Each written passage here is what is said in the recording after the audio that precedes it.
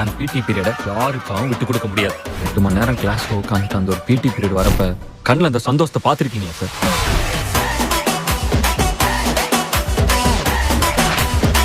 எதுக்கு பசங்க கிட்டலாம் வானதி மிஸ் உண்டாலும் சொல்லி வச்சிருக்கீங்க? போய் சொல்றேன்னு தெரியுமா? இவன் தான் சார் வானதி மிஸ் லவ் பண்றாங்க.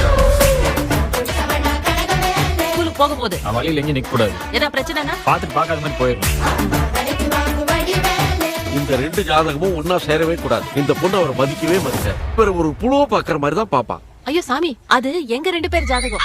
பையன்து இங்க இருக்கு. எல்லாரும் என்ன ஏன் திட்டுறாங்க? நான் என்ன தப்பு பண்ணேன்? அண்ணா அண்ணா டேய் பிடி மாஸ்டர், நீ எல்லாம் ஒரு ஆளு ஏன் முன்னாடி வந்து நிக்கிற? இந்த வேலையை விட்டு தூக்கியாச்சு, ஓடிப்போ. எல்லாம் பிறந்த நாங்க இதெல்லாம் அனுபவிச்சுட்டு தான் இருக்கோம்.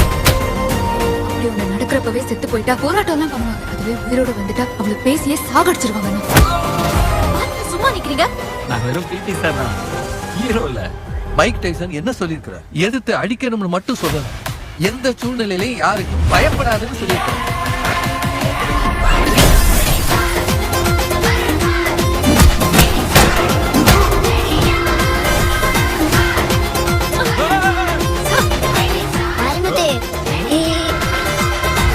இன்னைக்கு ஆரம்பிக்க போற இந்த கேஸ் ரொம்ப ஃபெமிலியர் ஆயிடுச்சு.